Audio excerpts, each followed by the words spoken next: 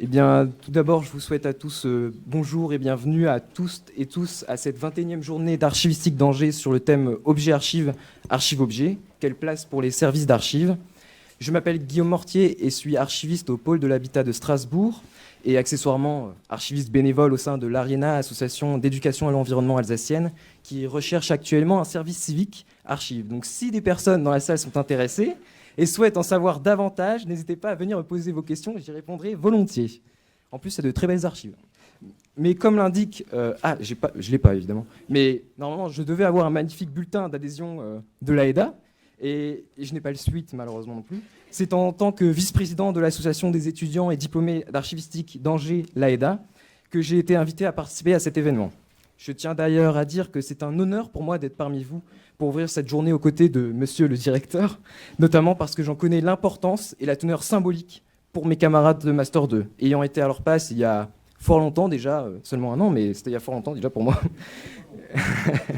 C'est donc tout d'abord à eux que je salue et remercie pour l'invitation. C'est une coutume de laisser la parole à la vice-présidence de l'AEDA. Historiquement, d'ailleurs, il s'agit de la journée d'études de l'association, car oui, c'est nous qu'on l'a créée. En 2001, sur la thématique, je vous le donne en mille déjà, un sujet très évocateur, la recherche en archivistique, en effet. Depuis, elle a été reprise par la formation, mais l'AEDA reste un sponsor fidèle et central qui propose par ailleurs des projets à destination des étudiants d'Angers, à l'instar des visites de services d'archives. Cette année encore, s'est tenu des visites par exemple à l'ADEME, aux archives de l'université ou encore les archives du diocèse. Et je tiens donc à saluer les professionnels qui permettent d'accueillir chaque année les étudiants malgré les difficultés techniques qu'ils rencontrent, comme à l'université. Je ne vous dresserai pas la liste de tous les projets passés et en cours, tout simplement parce qu'on y passerait des heures, je pourrais parler ça pendant des heures. Mais en voici deux exemples très importants. Déjà, la publication de la revue Archivore, qui est la revue créée dès l'origine de l'AEDA, dont l'intégralité de la collection est librement accessible sur notre site internet. Et restez aux aguets, le prochain numéro, il y a une interview palpitante qui est prévue, et ça va vous intéresser tous. Et les rencontres, ensuite, deuxième projet, et les rencontres entre étudiants et professionnels, ateliers, tables rondes sur les concours, et surtout, l'enquête annuelle, dont l'année dernière fut un succès sur les archivistes itinérants, et cette année se portera sur les archivistes de diocésains et de congrégations. J'en profite pour voir de nombreux visages inconnus, pour vous faire un petit instant promotion. Non, j'arrête jamais de faire d'instant de promotion. Je reprends donc si j'avais le bulletin de l'AEDA, je le reprendrais dans mes mains. Sachez d'ailleurs qu'adhérer à l'AEDA, même si on ne veut pas s'y impliquer, c'est soutenir ces projets et permettre à d'autres personnes qui ont peu de moyens, les étudiants en l'occurrence, de bénéficier de programmes réalisés par et pour eux, tout en profitant également. Cette journée vous est offerte par ces mêmes étudiants qui ont donné beaucoup de leur temps et de leur énergie, contribué à hauteur du tarif d'adhésion, à savoir 12 ou 5 euros, selon les profils. C'est leur rendre l'appareil à eux et aux promotions qui suivront. En outre, cette journée s'annonce spéciale, et ce, pour plusieurs raisons. Commençons par le plus évident, le chiffre 21, puisque c'est la 21e journée d'archivistique. Nous sommes au 21e siècle. Le chiffre 21 évoque la majorité civile dans certains pays du monde, une sorte de maturité, du chiffre minimal de la quadrature parfaite du carré, mais c'est aussi un multiple de 7, chiffre porteur de pouvoir magique, selon les amateurs d'ésotérisme. Bon, nous verrons si l'âme des archives se réveille dans les objets d'ici ce soir, mais j'en ai grand doute. Mais je parlais surtout et avant tout aussi de teneur symbolique un peu plus tôt. Et effectivement, il s'agit de la dernière journée de cours des étudiants du Master 2, et avant qu'ils ne commencent leur stage de fin d'études. Aboutissement d'un travail collectif plus long, fatigant, parfois prise de tête, mais tellement stimulant. Ce projet, ceux que vous avez menés en Master 2 ou en Master 1, ceux que vous allez mener dans vos stages, ceux que vous allez mener au cours de votre vie professionnelle, illustre parfaitement cette citation que je vais dire. C'est dans la jeunesse que la pensée et l'action s'aiguillent pour le reste de l'existence. Je m'adresse donc à vous, organisateurs et surtout organisatrices, pour vous féliciter et vous dire d'en profiter, car c'est aussi et surtout votre journée. Au nom de l'ensemble des membres de l'AEDA, je tiens donc à vous exprimer notre fierté de soutenir et participer à cet événement qui, chaque année, ne cesse de faire progresser la recherche en archivistique et mettre en lumière la diversité et la complexité des enjeux de notre profession. Le nombre de participants, vous tous, des mécènes, témoigne d'ailleurs de la capacité des organisateurs à constituer un programme d'excellente qualité sur une thématique pourtant imposée et en un temps très limité. La découverte du sujet, objet archive, m'a évoqué une expérience lointaine, si ce n'est ma première expérience en recherche en archivistique. En effet, à une époque où on découvrait l'existence des mots Wuhan, masque, coronavirus, épidémie, confinement, se tenait dans une salle de l'université septentrionale de Lille un séminaire intitulé Objets de grève de l'artiste photographe Jean-Luc Moulin. Ce dernier a collecté et a documenté la collecte d'objets de grève qu'il définit, je cite, comme objets produits à des fins manifestes par détournement des moyens de production lors de grèves ou d'occupation d'usines. De ces 42 objets, il en créera une exposition photographique au Centre d'art de Noisy-le-Sec, puis il les confiera aux Archives nationales du monde du travail à Roubaix. Ces objets comprennent à la fois beaucoup de pièces textiles, par exemple des tout petits souliers intitulés souliers de lutte, ou encore un paquet de gauloises, la pantinoise. En cela, les objets tirent leur unité non pas d'un producteur unique, mais d'une condition commune de production. Ils témoignent ainsi d'un moment bref, où l'usine à l'arrêt est soudainement gérée différemment, faisant place à un autre récit mémoriel des vies au travail. C'est les trois axes de la journée qui ponctueront cette journée, croiseront une multiplicité des pratiques en lien avec les objets, l'interrogation qu'ils suscitent en tant qu'objets culturels et enfin leur capacité à faire collaborer entre différentes institutions patrimoniales. N'hésitez donc pas tout au long de cette journée à relayer les posts publiés par le groupe communication sur le Twitter de la journée d'études. N'hésitez pas non plus à en créer de nouveaux avec le dièse JAA 2023, à faire part de vos réflexions et questions sur le sujet, soit sur les réseaux, soit dans la conversation ou ici même lors des moments d'échange entre les interventions.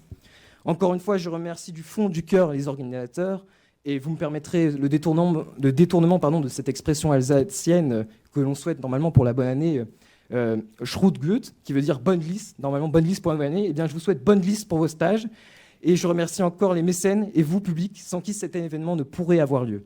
Permettez-moi désormais de laisser la parole à Éric Pierre, directeur de l'UFR de lettres, langues et sciences humaines de l'Université d'Angers, et enfin de déclarer ouverte cette 21e journée d'archivistique d'Angers.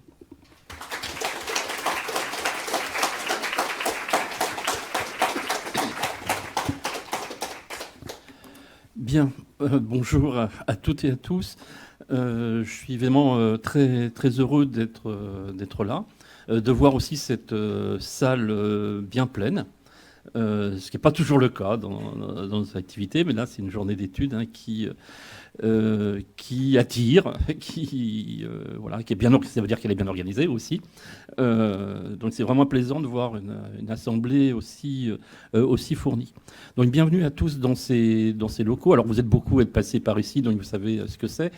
Pour ceux qui sont un peu de l'extérieur, on est donc dans un local de l'Université d'Angers qui s'appelle la MRGT, la Maison de la Recherche Germaine Tillion, et ce sont des locaux qui abritent les 6 unités de recherche de l'UFR LLSH, et puis qui abritent aussi une structure qu'on appelle la SFR, une structure fédérative de recherche, Confluence, qui est là pour essayer de faire collaborer ces unités de recherche, pour travailler aussi à la valorisation des recherches qui se déroulent dans ces lieux. Voilà. Alors ça me permet juste de faire une petite excuse pour mon départ assez rapide après, c'est qu'il y a un codir de la SFR Confluence qui commence exactement à la même heure que cette journée. Je vais commencer par des remerciements aussi. Voilà, comme directeur de l'UFR, et puis j'ai été directeur il y a quelques années aussi du département d'histoire. Donc des remerciements à toute l'équipe pédagogique de la filière archives.